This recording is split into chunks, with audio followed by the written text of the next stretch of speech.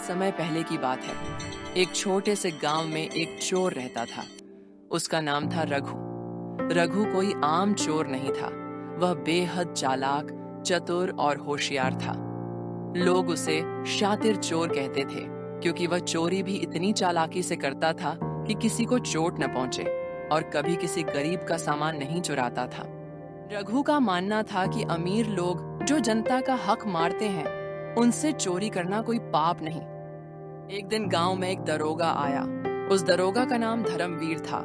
धर्मवीर बहुत ईमानदार और सख्त कानून को मानने वाला था।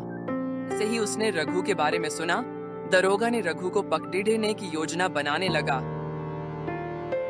दरोगा ने गांव में घोषणा कर दी, अगर किसी गांव वाले ने रघु की मदद की तो उसे भी सजा मिलेगी। रघु को जब ये पता चला तो रघु मन ही मन में बहुत खुश हुआ और सोचने लगा, अब चोरी करने में और भी मजा आएगा। दरोगा धर्मवीर ने गांव में जाल बिछाना शुरू कर दिया। उसने अमीर साहूकार लाला के घर पर 4 सिपाही तैनात कर दिए, क्योंकि दरोगा को लगा कि रघु चोरी करने लाला के घर पर ही आएगा। लेकिन रघु ने उस रात गांव में रिश्वतखोर पटवारी के घर चोरी कर ली और पटवारी का सारा काला धन लेकर चुपके से निकल गया। पटवारी ने जब सुबह को अपनी तिजोरी देखी तो उसके होश उड़ गए। फिर उसने सोचा, ये सारा पैसा तो रिश्वत का है, मैं किसी को बता भी नहीं सकता। उसने शर्म के मारे किसी को कुछ नहीं बताया। लेकिन दरोगा को पटवारी के घर चोरी का पता चल गया। दरोगा और भी ज्यादा आग बबूला हो गया। दरोगा ने अपना भेष बदला और मंदिर के पास जाकर बैठ गया। मंदिर पर अक्सर रघु दान करने आता था, लेकिन रघु को इसकी भनक लग गई।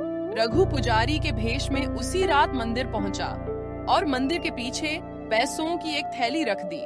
साथ ही थैली में पैसों के साथ एक चिट्ठी भी रख दी। चिट्ठी में लिखा था, धर्मवीर जी, आपने सही कहा, चोरी करना अपराध है, लेकिन राजा ही लूटे तो प्रजा किसके पास जाएगी। मैं एक चोर हूँ, पर जनता का सेवक भी हूँ। अगर आप मुझे पकड़ना चाहते हैं, मैं आपका स्वागत करता हूँ, सातिर चोर रघु। दरोगा ये पढ़कर चौंक गया। फिर उसने तय किया कि वह अब चोर को पकड़ने की बजाय समझने की कोशिश करेगा। अगले दिन धर्मवीर दरोगा ने सभा बुलाई और सबको बुलाकर कहा, मैंने बहुत से चोर देखे हैं, पर ऐसा चोर पहली बार देखा है जो अमीरों से लूटकर गरीबों की मदद करता है। वो अपराधी नहीं, समाज का आईना है। फिर भी कानून के अनुसार चोरी गलत है। रघु को सामने आकर अपनी बात कहनी होगी। उसी रात गांव की चौपाल पर एक नकाबपोश आया। वो रघु था। उसने दरोगा जी से कहा, अगर आप वादा करें कि भ्रष्टाचार के खिलाफ काम करेंगे तो मैं चोरी छोड़ दूंगा। ये गांव इतना ईमानदार हो जाए कि किसी को रघु जैसे चोरी करने की जरूरत ही न पड़े। दरोगा धर्मवीर ने रघु से हाथ मिलाया और वादा किया। उस दिन के बाद रघु ने चोरी छोड़ दी। वह एक किसान बन गया और बच्चों को पढ़ाने लगा। गांव में अब चोरी नहीं होती थी।